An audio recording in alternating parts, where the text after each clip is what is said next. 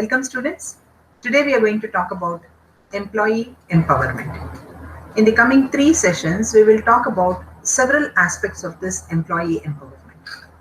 The objectives of today's session are to understand employee empowerment, give the rationale for empowerment, how this empowerment can be implemented, and also how to recognize empowered employees. Over the coming few sessions, we will be talking extensively about various aspects of these objectives that I have just mentioned. To introduce you to what is employee empowerment, what does it do? When an employee is empowered, then that employee gets a certain degree of responsibility and autonomy. He or she feels that he is provided with a certain degree of responsibility and autonomy because he is empowered. It increases a sense of ownership and thus the responsibility of the individual. Empowered personnel are more passionate and they desire to embrace changes. You will see innovation when personnel are empowered, when employees are empowered. Let's talk about this concept of employee empowerment and what is the history of this whole concept of employee empowerment. Way back in 1988, Conger and Kanungo popularized the concept of employee empowerment. This concept that they have proposed was given a relational as well as motivational dimension. How did they describe it? They described it as a process of enhancing feelings of self-efficacy among organizational members through the identification of conditions that foster powerlessness and through their removal both by formal organizational practices and informal techniques of providing efficacy information. So this has both the dimensions, and when you see this term self-efficacy, I'm sure you're all aware what self-efficacy is. Self-efficacy is the belief in the capability of self to attain a particular task, in being able to achieve what one wants. So this sense of self-efficacy is enhanced through self-empowerment is what Conger and Kanungo have said. Thomas and Welthouse in 1990, they talked about the changes in cognitive variables which determine motivation in workers. So in the previous definition, we talked about relational as well as motivational aspects. Now we are going to talk about the cognitive variables. Conceptually, according to these proponents, empowerment was made more precise by identifying with what is called intrinsic task motivation. Here again, we are talking about motivation. Now, this motivation that we are talking about right now is intrinsic task motivation and a set of task assessments that provide this motivation. So what is this intrinsic task motivation? What is intrinsic task motivation? This is a motivation which comes from within. The task enables the individual to feel intrinsically motivated, and it is not that only for some external benefit. The model also attempted to capture the interpretive processes through which the workers arrive at these assessments, which I have mentioned a little while ago. A set of task assessments that we talked about.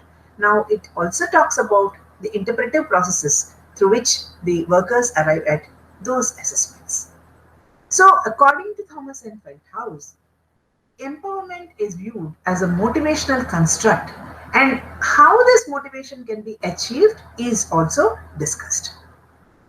Then in 1992, Owen and Lawler, they talked about employee empowerment, and they focused on empowering management practices. And what are those practices? What all are included under this empowering management practices? First and foremost is the delegation of decision making from higher to lower organizational levels. Very often, it is believed by people that decision is made, up there at the highest level. It is just that you have to work and work. However, this delegation of decision making from higher to lower organizational levels was what was important. Then increasing access to information and resources, again from higher to lower levels, is one more important aspect which has been focused upon in terms of empowerment. Spreitzer in 1995 defined employee empowerment again as a motivational construct, and this involved four important cognitive aspects. What are those four cognitions that Spreitzer talks about? Meaning, competence, self determination, impact. We will be coming back to these four cognitions again at a later point in time in a different context.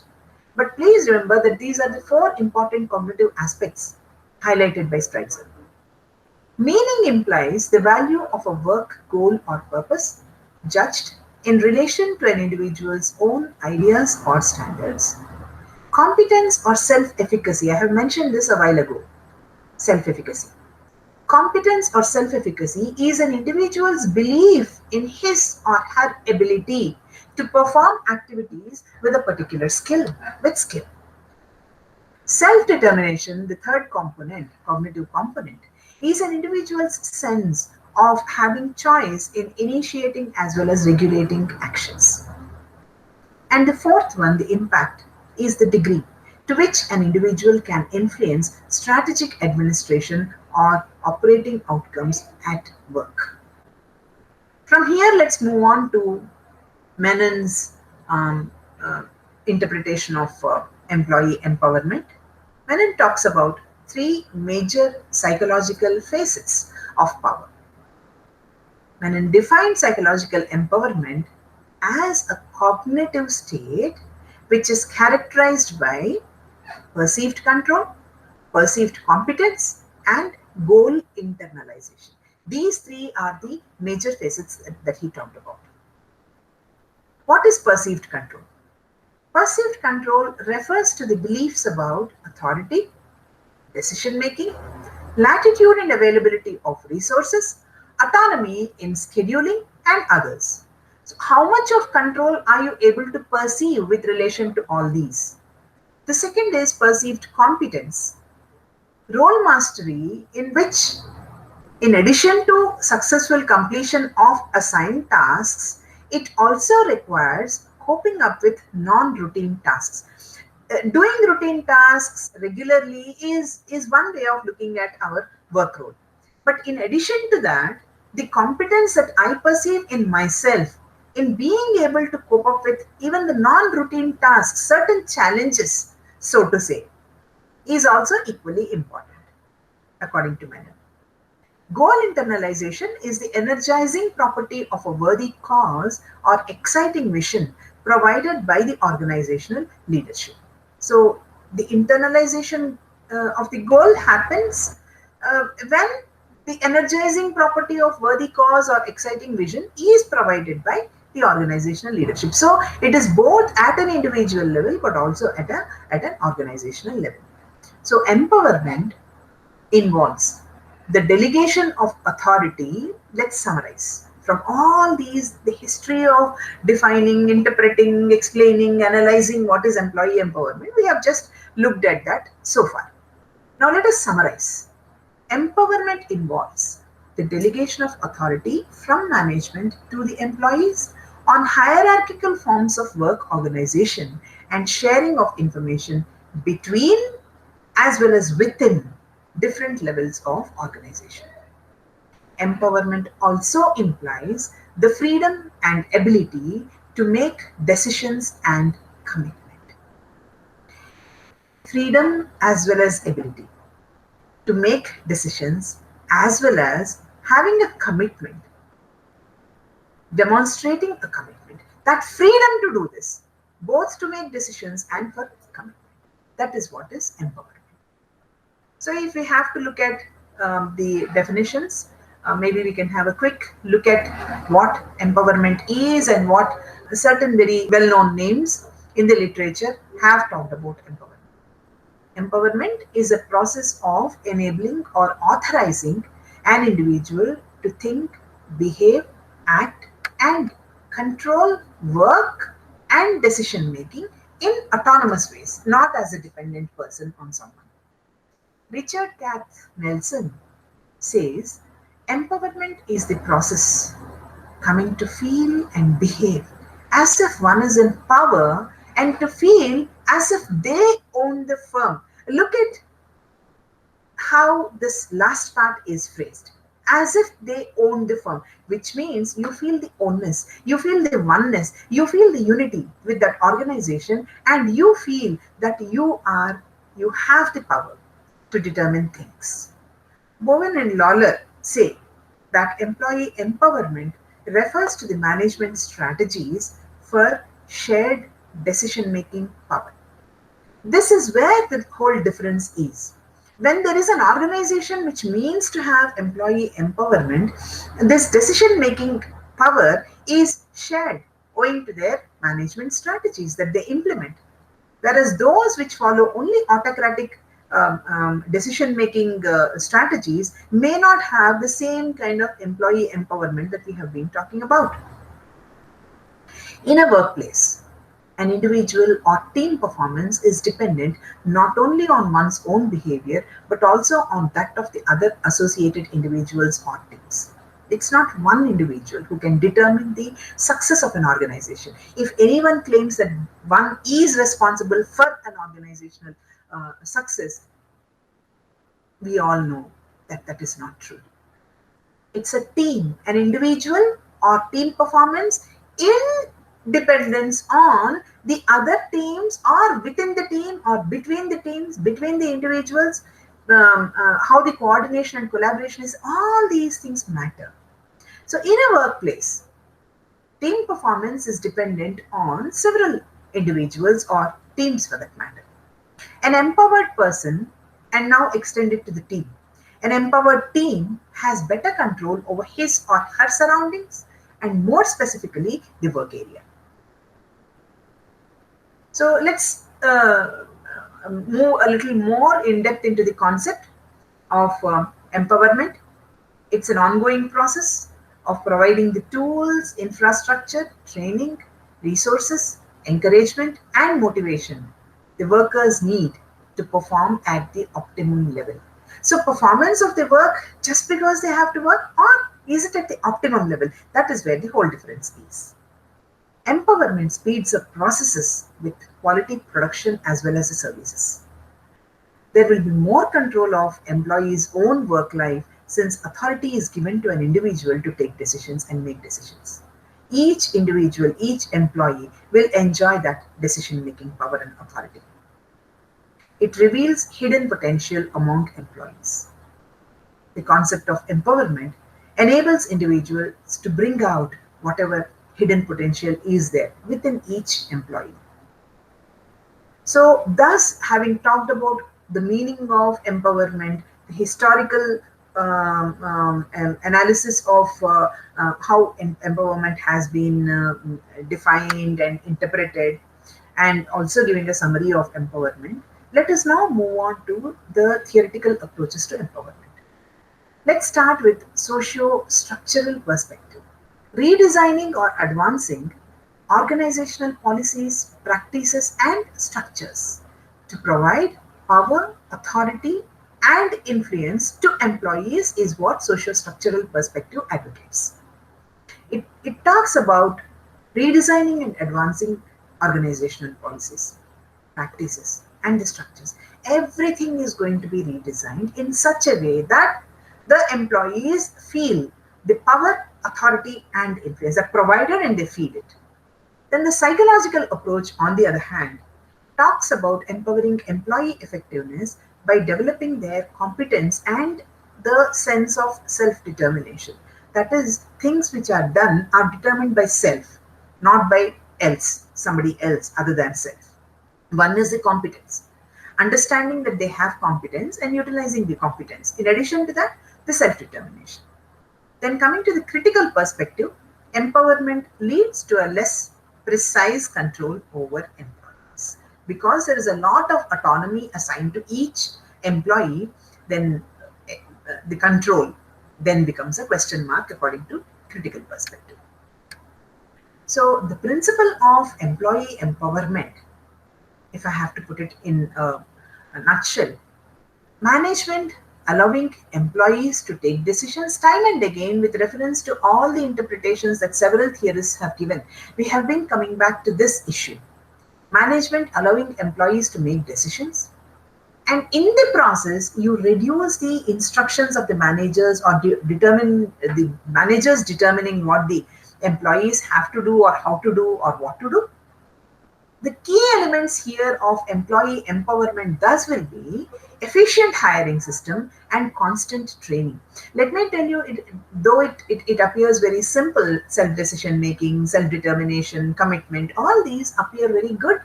But then when it comes to application, there may be a need to understand who is capable of this. So efficient hiring system and a constant training, constant revising, constant upgrading, constant looking into introspection, constant learning of new skills, constant innovation. All these come into the picture when we talk about constant training. If that is the case, what is the role of the management in this empowerment process? The role of management is to establish a creative, open, non-threatening environment for motivated, dedicated employees to flourish. It's mutual. One is creating this kind of environment, then the employees will be motivated and dedicated. Second, you have already motivated and dedicated employees. They flourish when you enhance the creative, open, non-threatening environment. Commitment, leadership, and facilitation is what the management's role will come into picture in. It is their commitment and bringing out that commitment from the employees, the leadership which the management demonstrates, and the facilitating role, and the commitment that the management has in empowering the employees. All these become very important. So specifically speaking, if we have to talk about a manager's role, the supportive attitude of the manager, how he or she is a role model, how he or she can be a mentor, trainer, facilitator, how the manager can practice management by walking around, by mingling with people, by being a part of them, taking quick action on recommendations, and recognizing the employee accomplishments. It's not that the manager takes all the credit for whatever the accomplishments of employees are, but also go with them, acknowledge them, recognize them, and yes, praise them where necessary. And taking quick action and or recommendations based upon whatever is happening, being cognizant to that, being alert to that. All these are very important when it comes to the role of a manager. In addition to that, brainstorming, where employees are motivated to share their views and ideas. And when we talk about the ideas are recorded. Then after that, the evaluation process begins. It's not that you brush it off when somebody says something that is insignificant. No, all the ideas are encouraged. Then evaluation begins. And then going through that list, when you brainstorm, several ideas may come, good, bad, whatever, irrespective of whether small, minor, major, whatever. Let the list build up first. And then you go for the evaluation, go through the list, and assess the relative merits of each idea. When an idea is given, is this feasible? Is this practical? Is this measurable? Is this applicable? That you see, look at the merits of each of these ideas. Some of the ideas may not be, they may sound very good, but practically they may not be possible. So you will eliminate them. And thus, this process goes on till there is a consensus arrived at implementation of one or two or whatever few particular ideas are acceptable to everyone and are found practical for everyone. Then quality circles. It's a group of employees, and these employees, this group assembles regularly and makes group decisions regarding improvements in the organization. What can be done, in what way it can be done. Quality circle members are volunteers who summon themselves and conduct their own meetings. Unlike this brainstorming. In brainstorming, you ask for ideas. And in quality circle, the members are volunteers. They themselves meet up and conduct their own meetings. They discuss their work. They predict problems. They propose workplace improvements. They set goals and they make plans.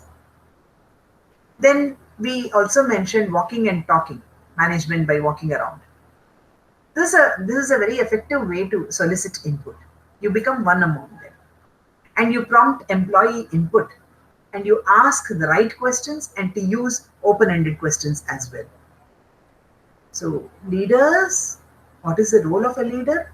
Leaders can give power to those who have demonstrated the capacity to handle responsibility.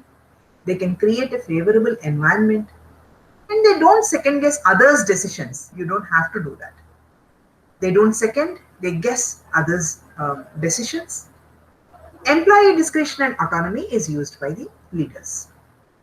What is the need for the empowerment? Why empowerment? One, for motivation.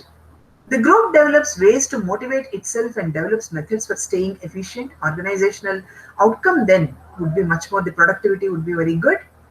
Creativity, a sense of accomplishment and feeling valued. It engages critical and creative thinking. Empowering an employee leads to unique ways to add worth to the organization and also to revise the processes which are ongoing. Then there will be a job satisfaction. A sense of autonomy provides a job satisfaction to the individual. The individual feels comfortable with his or her job. Coming to the decision making, quick decisions to find new ways to meet customer demands, independent decision making happens over here. Quick decisions are made, and then all these in turn enhances self confidence. Same is the case with loyalty. Employee exhibits loyalty if supported, respected, listened to, and valued. Then there may be cost savings, allowing employees to suggest and make procedural changes. Jobs are more efficient and organizations benefit by saving money. Then morale. We cannot underestimate the importance of this. This is very important. Empowered employees feel a greater sense of responsibility. Employees are in charge of their results, and that boosts up the morale of the employees. They feel I'm contributing. I have my own contribution over here. Management employee relationship will be strengthened, and the employees as well as the managers will bond much better. Direct accountability will be there. When the empowered employees are there, they're accountable for their jobs and they make their own decisions. So accountability factor is high. Job duties, where we allow experienced employees to alter their job duties, the productivity will be better. Empowered employees evolve their own job descriptions and the productivity may be much better. And team structure, where empowered employee will create an own structure.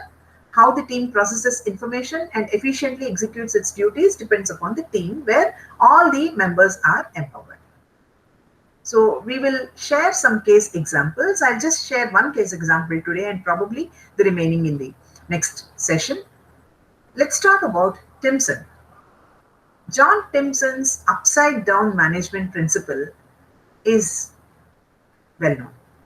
He has been empowering his team for decades and has published successful books on his practices as well. He provides a thorough training scheme and gives the colleagues access up to 500 to solve customer issues before they need authorization from a manager. Till that extent, the amount is, they can take decisions till that amount. But beyond that, probably they have to talk to a manager and authorization from the manager. But to a large extent, it's not a small amount that we are talking about. And this means they can resolve their issues quickly and efficiently, and at the same time, they're being trusted. An employee feels empowered thus. So we will stop the session for today, and we will continue in the next session. We have talked about the history of employee empowerment as a concept. We have talked about the meaning and definition. We have also talked about various factors and aspects of employee empowerment. And with a case study, I concluded today. Thank you. Good day to you all.